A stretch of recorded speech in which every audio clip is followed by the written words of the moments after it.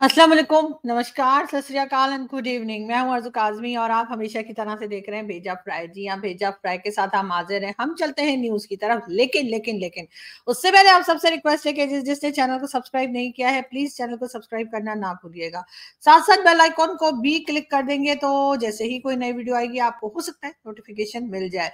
बहरहाल बात हम करेंगे सबसे पहले पाकिस्तान की और भारत की। जी हाँ, पाकिस्तान और भारत की बात आज क्यों की जा रही है वो भी मैं आपको बता देती हूँ। कश्मीर को लेकर बात की जा रही है। जी हाँ, और यूपी के चीफ मिनिस्टर योगी जी, जी हाँ, योगी जी जो कि मोदी जी के बड़े फेवरेट हैं और एक ज़माने में तो ये भी कहा जा रहा था कि अगर मोदी जी प्राइम मिनिस्टर ना बने, तो योगी जी बनेंगे और अगर नेक्स्ट टाइम जब इलेक्शंस होंगे तब अगर मोदी जी इलेक्शन में नहीं हुए यानी और उन्होंने प्राइम मिनिस्टरशिप ना ली, तो योगी जी जो है वो प्राइम मिनिस्टर बनेंगे। बहरहाल ये बातें पाकिस्तान में चलती रहती हैं, तो इसलिए मैंने सोचा मैं आप लोगों को भी बता दूँ। लेकिन साथ-साथ इस वक़्त बात होगी योगी जी की, जिनका कहना ये है, जिनकी एक स्टेटमेंट जो है वो बड़ी पाकिस्तान में सुनी जा रही है, देखी जा रही है, वो ये कि उन्होंने कहा कि जी मोदी जी की जो नेक्स्ट गवर्नमेंट आएगी यानी कि 4th जून तक जो इलेक्शंस चल रहे हैं उसका रिजल्ट आएगा और उसमें बीजेपी जो है वो अभी तक यही दिखाई दे रहा है कि बीजेपी जो है वही एक बार फिर जो है वो गवर्नमेंट एस्टेब्लिश करेगी और उसमें प्राइम मिनिस्टर मोदी जी ही होंगे। तो जी उनका कहना ये है योगी जी का कि जी जैसे ही मोदी जी प्राइम मिनिस्टर बनेंगे उसके 6 मंथ्स के बाद जो है पीओके या आज़ाद कश्मीर को वो लोग यानी कि भारत के लोग ले लेंगे। मतलब अभी क्या चल रहा है जून, अच्छा जून से काउंट कर लेते हैं, जून, जुलाई, अगस्त, सितंबर, अक्टूबर, नवंबर, ओहो! नवंबर मतलब इसी साल नवंबर में जो है वो हमारा आज़ाद कश्मीर जिसे हम लोग कहते हैं, आप लोग पीओके कहते हैं भारत के लोग, वो जी योगी जी का कहना ये है कि प्राइम मिनिस्टर मोदी जी जो हैं वो पाकिस्तान से ले लेंगे। अब इस बारे में मैं क्या कह सकती हूँ, ख़ैर योगी जी जो है उनका ताल्लुक जो है वो यूपी से है, इसलिए कि यूपी के चीफ मिनिस्टर हैं और यूपी वाले जो है ना वो बड़ी लंबी-लंबी फेंकते हैं। हम खुद यूपी से हैं, मेरे पेरेंट्स भी यूपी से ही हैं क्योंकि वहीं से आए थे और ज़ाहिर है कि एक ही जनरेशन हमारी यहाँ पैदा हुई है, उससे पहले की जनरेशन तो वहीं से आई थी। तो अब क्या कहा जा सकता है, क्योंकि ज़ाहिर है इलाहाबाद हो या प्रयागराज हो या दिल्ली हो, वो यूपी में ही आते हैं। तो यूपी वालों के लिहाज से मेरा ख्याल है कि बहुत लंबी-लंबी फेंक रहे हैं। भाई योगी जी कमाल हो गया, मतलब 6 मंथ्स आपने मज़ाक समझा हुआ है कि मतलब आप कहेंगे और हम दे देंगे। हाँ, ये और बात है कि अगर आप हमें ये बताते कि जैसे ही मोदी जी आएँगे प्राइम मिनिस्टर बन के उसके 6 मंथ्स के अंदर मोदी जी हमें 4-5 बिलियन डॉलर दे देंगे और वो भी ऐसा देंगे कि वापस नहीं माँगेंगे और फिर हो सकता है कि हाँ, आज़ाद कश्मीर आप कहते कि दे दो, तो हम कहते ले लो भाई। तो वो एक अलग कहानी है। लेकिन उस तरफ हम नहीं जाएँगे क्योंकि इस तरह की कोई बात हुई नहीं है। लेकिन बहरहाल ये है कि ये कह देना कि जी 6 मंथ्स में जो है ये सब कुछ हो जाएगा, ये मुझे कोई बहुत हैरत की बात लगी है कि ऐसा कैसे होगा? लेकिन बहरहाल इलेक्शन का ज़माना है तो लोग इस किस्म के स्टेटमेंट्स दिया ही करते हैं। मगर बहरहाल योगी जी ने ये कहा है और योगी जी का ये स्टेटमेंट जो है पाकिस्तान में जो है वो सुना जा रहा है, बात हो रही है इसके ऊपर, लोग कह रहे हैं कि ऐसे कैसे कह दिया। उससे पहले मानीशंकर अय्यर साहब जो थे उनका स्टेटमेंट चल रहा था जिसमें उन्होंने कहा कि जी पाकिस्तान से बात होनी चाहिए। पाकिस्तान ने कोई चूड़ियाँ नहीं पहन रखी, नहीं चूड़ियाँ पहन रखी तो मेरा ख्याल है फारूक अब्दुल्ला साहब ने कहा था, सॉरी। हाँ, फारूक अब्दुल्ला साहब ने कहा था कि चूड़ियाँ चूड़ियाँ नहीं पहन रखी। मानीशंकर अय्यर साहब ने कहा था हमारे पास एटम बम है। जी हाँ, तो उन्होंने कहा था पाकिस्तान के पास भी एटम बम है और कोई भी पागल जाके वो बटन दबा देगा। तो ये उन्होंने कहा था, यानी उन्होंने हमें सीधे-सीधे पागल कहा था और अजीब बात है कि पाकिस्तान की तरफ से कोई स्टेटमेंट नहीं किया, ना हमने इनके जो हाई कमीशन है ना वहाँ से किसी को बुलाया क्योंकि हाई कमिश्नर तो है नहीं, लेकिन बाकी का स्टाफ तो है ना, किसी को तो बुला लेते, किसी से तो कह देते कि जी माना क्या अपोजिशन की पार्टी है आपकी, कांग्रेस के वो है मेंबर है मानीशंकर अय्यर साहब, लेकिन ऐसे कैसे उन्होंने हमें पागल कह दिया? मतलब हम होंगे पागल? हम पागल नहीं है भैया, हमारा दिमाग खराब है। मेरा ख्याल है ये वाला सॉन्ग जो है वो फिट आता है पाकिस्तानियों पे। लेकिन हम ये कह रहे हैं कि वो हमें बैठे-बैठे 3 बार उस क्लिप में पागल कह के चले गए और हमारी जो गवर्नमेंट है, हमारी जो एस्टेब्लिशमेंट है, हमारी जो एजेंसीज़ हैं, किसी ने बेइज़्ज़ती महसूस ही नहीं की। और वैसे भी हम बेइज़्ज़ती उतनी ही महसूस करते हैं, मतलब उतनी ही हमारी होती है जितनी हम महसूस करते हैं और हमने महसूस ही नहीं की कि हमारी इतनी बेइज़्ज़ती हो गई है कि कांग्रेस का एक मेंबर जो है उन्होंने बैठ के अपने इंटरव्यू में 3 बार पाकिस्तानियों को पागल बोला। उन्होंने कहा जी कोई पागल उठेगा और जाकर एटम बम चला देगा, कोई पागल उठेगा न्यूक्लियर वॉर जो है स्टार्ट हो जाएगी, कोई पागल उठेगा बटन क्लिक कर देगा। मतलब इस किस्म की बातें उन्होंने की, लेकिन हम लोगों को समझ नहीं आई। हम लोग असल में हम लोग आपस में ही एक-दूसरे को पागल बोलते रहते हैं। शायद इस वजह से हमने फ़ील नहीं किया। लेकिन बहरहाल करना चाहिए था और भारत की तरफ से ये कहा गया है, चाहे किसी भी पॉलिटिकल पार्टी के मेंबर ने कहा हो, मेरे ख्याल है कि ये बात लेकर पाकिस्तान को यूनाइटेड नेशन में जाना चाहिए और उन्हें वहाँ जाके बात करनी चाहिए। कि ये भारत के लोग जो है, भारत की पॉलिटिकल पार्टीज जो है, वो हमें खुला खुला इंटरव्यू में बैठकर और पागल बोल रहे हैं, और ये क्लिप भी ले जाना चाहिए ताकि दिखा सकेंगे मणिशंकर अय्यर साहब ने हमें पागल बोला है। लेकिन खैर उन्होंने तो जो पागल बोला सो बोला, लेकिन मैं जैसे फारूक अब्दुल्ला साहब की बात कर रही थी, उन्होंने कहा था कि जी पाकिस्तानियों ने चूड़ियां नहीं पहन रखी और इसलिए उनसे बात की जानी चाहिए। मतलब अगर हमने चूड़ियां पहनी हो तो अब हमसे बात नहीं करेंगे, ये क्या बात हुई? मतलब कभी कभी मैं चूड़ियां पहन भी लेती हूँ, लेकिन खैर कोई बात नहीं। लेकिन मणिशंकर अय्यर हो चाहे फारूक अब्दुल्ला हो, वो तो अपनी एक बात कर ही रहे हैं कि जी पाकिस्तान से डायलॉग होना चाहिए, पाकिस्तान के साथ बातचीत होनी चाहिए। लेकिन योगीनाथ साहब जो है वो, मतलब उन्होंने तो अजीब ही बात कर दी है कि जी 6 मंथ्स के अंदर जो है हम लोग जो है वो पीओके या आजाद कश्मीर को ले लेंगे। तो इसका मतलब तो यही हुआ कि मोदी जी एक माइंड अपना बना चुके हैं कि वो आते के साथ ही जाहिर है इतना पैसा 5 ट्रिलियन की इकोनॉमी जो है वो अब हो गई है। तो मेरा ख्याल है वो सोच रहे होंगे कि चलो 4-5 बिलियन डॉलर जो है वो पाकिस्तान को दे देंगे, तो उससे आसानी हो जाएगी, और उसके बाद जो है वो दोनों तरफ के कश्मीर को जोड़ देंगे और उसके बाद यहाँ भी डेवलपमेंट हो जाएगी, तो अच्छी बात है। लेकिन खैर उनको डिटेल से बताना चाहिए था, इसलिए कि आधा पौना मैसेज जब आप देते हैं तो उसका मतलब कुछ का कुछ निकलता है। तो मेरा ख्याल है कि जो योगी जी है उनको आइंदा जब कोई स्टेटमेंट दे तो पूरी तरीके से बताएं कि पाकिस्तान को 5 से 6 बिलियन डॉलर भारत ने सोच लिया है कि दे देगा, और उसके साथ ही फिर वो ये कहेंगे कि चलिए जी आपकी साइड कश्मीर जो है वो भी हमें दे दीजिए, तो हम वहां पे भी कुछ जो है मॉल्स बना दें, कुछ रोड्स बना दें, कुछ और काम कर दें, तो फिर हम सोच सकते हैं, फिर हम सोचेंगे कि ठीक है। लेकिन ऐसे थोड़ी कि आप कुछ भी नहीं करेंगे और आप कहेंगे हम ले लेंगे, ऐसे कैसे? आपने क्या समझ के रखा है कि आप आएंगे और ऐसी पीओ के ले लेंगे? ऐसा नहीं हो सकता। लेकिन खैर कोई बात नहीं, हम इस बात पे जो है डटे रहेंगे और इस पे जो है वो हमारी डिबेट चलती रहेगी। लेकिन हम बढ़ते हैं आगे, आगे कहीं नहीं जा रहे, कश्मीर पे ही हैं।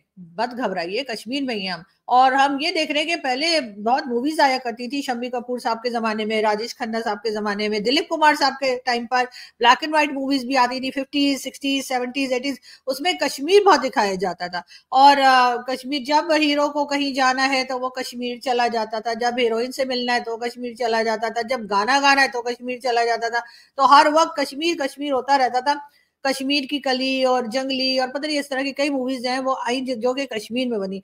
उसके बाद ये कश्मीर में मूवीज बनना बंद हो गई। अब एक बार फिर कहा यह जा रहा है कि वहां पर सिक्योरिटी के जो इंतजाम है, यानी सिक्योरिटी जो है वो बिल्कुल परफेक्टली चल रही है, तो इसलिए एक बार फिर मूवी वगैरह वहां पे बननी शुरू हो गई है। और इसके लिए सबसे पहले हमने जो क्लिप देखा वो था जी अजय देवगन का, कि वो वहां पे अपनी किसी मूवी के लिए गए, और शूटिंग की जो वीडियो है वो भी सोशल मीडिया पे आपको मिल जाएगी। लेकिन अजय देवगन ने स्पेशली हमारे शो भेजा फ्राई के लिए एक क्लिप बना के जो है सोशल मीडिया पे लगाया था, वो हमने वहां से डाउनलोड कर लिया। तो आप लोगों को यकीन नहीं ना कि हमारे शो के लिए अजय देवगन ने बनाया, तो आप मैं दिखा देती हूँ आपको, और अच्छी क्या बात है, आप लोग अजय देवगन से पूछ लिएगा, उनको मालूम है कि उन्होंने भेजा फ्राई के लिए क्लिप बनाया है, और इसीलिए हमने डाउनलोड कर लिया। और अब हम आपको दिखा देते हैं, और देखिए वो कैसे कश्मीर की तारीफ कर रहे हैं। Kashmir Film Authority for a lovely shoot and for so much of cooperation. Beautiful place. We wish we keep coming here. Thank you. बस जी इतना ही टाइम था उनके पास। वैसे उनको चाहिए तो ये था कि 1-2 मिनट कुछ तो बात करते हैं, कुछ जगह होगा दिखाते हैं, लेकिन बस उन्होंने इतना बोला और वो निकल लिए। तो बहरहाल कोई बात नहीं, अच्छी बात है। और आप देखिए कि कश्मीर में अब फिल्म शूटिंग भी शुरू हो चुकी है, शुरू हो रही है या हो गई है। और मेरे ख्याल है सिंघम ऐसा कुछ नाम है उनकी मूवी का, पहले भी आई है, 1 या 2 पार्ट्स उसके आ चुके हैं। और अब एक बार फिर अजय देवगन वहां पे जो है फिल्म की शूटिंग के लिए गए, तो यकीनन बाकी लोग भी जाएंगे और हम कई दूसरी मूवीज में कश्मीर को देख सकेंगे। बहरहाल यहाँ से हम बढ़ते हैं आगे और थोड़ा सा आईएमएफ की तरफ चले जाते हैं।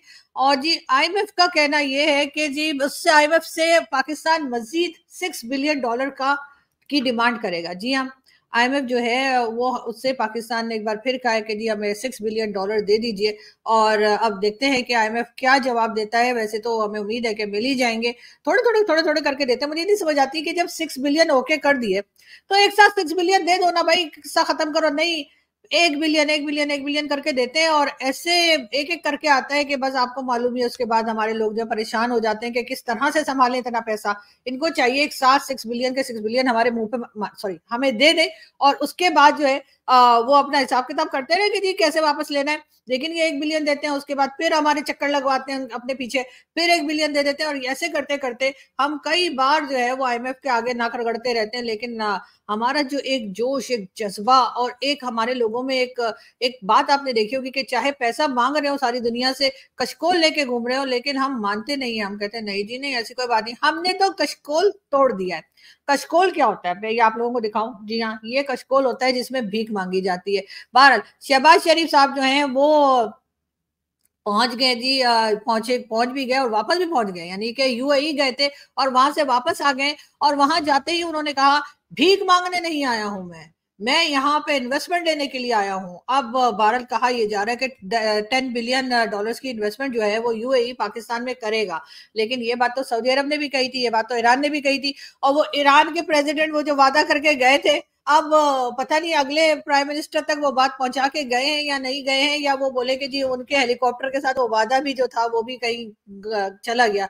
तो ऐसा ना हो कि जो नए प्रेसिडेंट आए वो एक नए सिरे से पाकिस्तान के साथ ताल्लुकात बनाए, एक नए सिरे से पाकिस्तान के साथ टर्म्स और कंडीशंस रखें, इसलिए कि वो कहेंगे जी वो पुराने वाले जो आपसे वादे करके गए थे तो वो तो अपने साथ अपने वादे भी ले गए। लेकिन खैर देखते हैं ईरान क्या करता है, इसलिए कि 10 बिलियन का जो वादा है, बल्कि मेरे ख्याल ज्यादा ही था, वो तो ईरान ने भी किया था, और नहीं 10 ही था मेरे ख्याल है। और उसके बाद अब जो है कहा यह जा रहा है कि UAE ने भी जो है वो $10 बिलियन की ही बात की है, और कहा है कि 10 बिलियन का इन्वेस्टमेंट जो है वो पाकिस्तान में करेगा। एक तो पता नहीं सबने हमें क्या 10 नंबर ही समझा हुआ है। वो थी ना एक मूवी, कौन थे उसमें, मनोज कुमार साहब थे।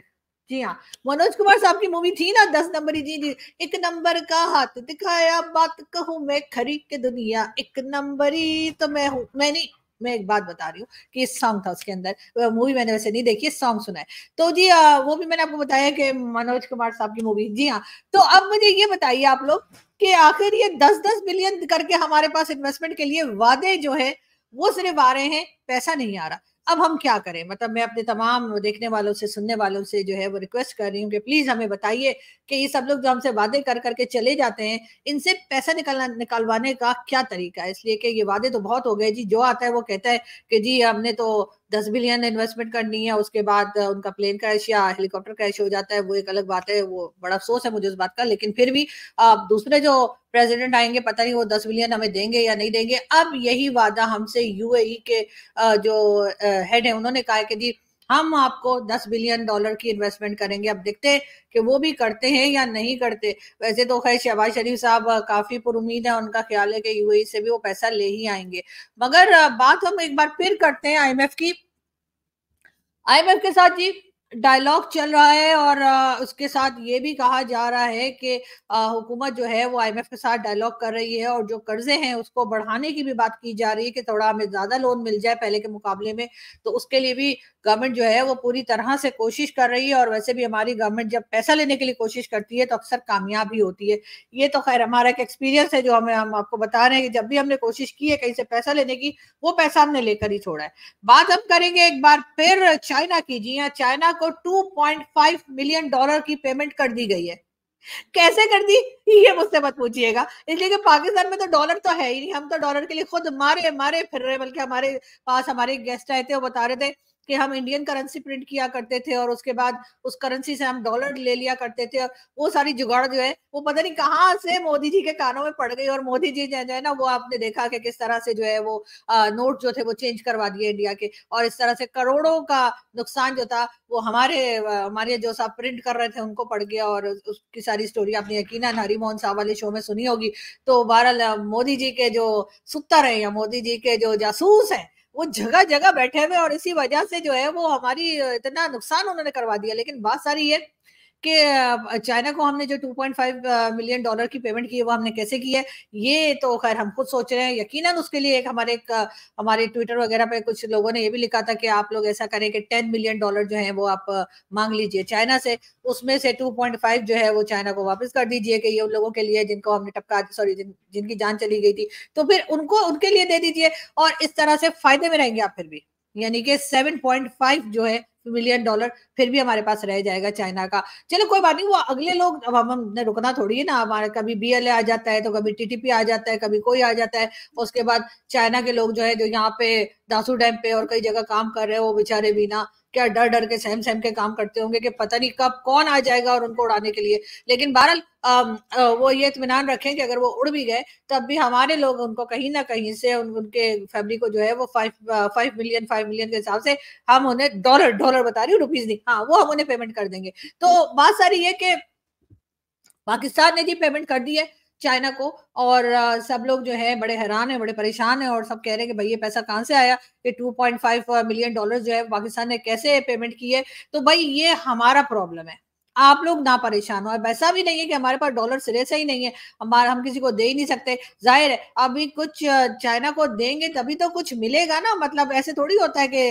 आप बस मांगते रहें और दे कुछ नहीं। हम ऐसे ऐसा कुछ ना कुछ पैसा देते भी रहते हैं चाइना को। वैसे तो चाइना को चाहिए था कि वो ना भी लेता, मतलब ये कौन सा तरीका है भाई। ये तो वही हो गया जो हमारे यहाँ एक सिस्टम है ना पाकिस्तान में, कि खास तौर पे वडेरो शडेरो उनके यहाँ होता है कि जी अगर किसी के बंदे मार दिए तो पैसे देके और फिर उसे जेल से बाहर निकाल लिए। तो वही बात होगी कि मतलब हम इनके बंदे उड़ा दें, उसके बाद इन्हें कुछ मिलियन डॉलर दे दें तो इनको कोई फर्क ही नहीं पड़ेगा कि ठीक है जी कोई बात नहीं, इट्स ओके। तो मेरा ख्याल ऐसा नहीं होना चाहिए, मगर हो रहा है और होता चला जा रहा है। लेकिन बहरहाल पाकिस्तान ने वो पेमेंट कर दी है, और जिन लोगों को बुरा लग रहा है उन्हें बुरा लगा करे, हम क्या करें दी, हमने तो किसी ना किसी तरीके से कोई जुगाड़ लगा के चाइना को पैसा दे ही दिया है, और चाइना दोबारा से काम करने के लिए तैयार भी हो गया। जी हाँ, चाइना के जो वर्कर्स हैं वो पाकिस्तान में रहेंगे, काम भी करेंगे। हमने उनको ये भी कहा है कि जी पंजाब गवर्नमेंट की तरफ से भी कहा गया है कि जी उनको जो है वो ऐसी गाड़ियां प्रोवाइड की जाएंगी जो कि बॉम्ब प्रूफ होंगी, बुलेट प्रूफ होंगी, सब कुछ होगा। लेकिन फिर भी देखते हैं कि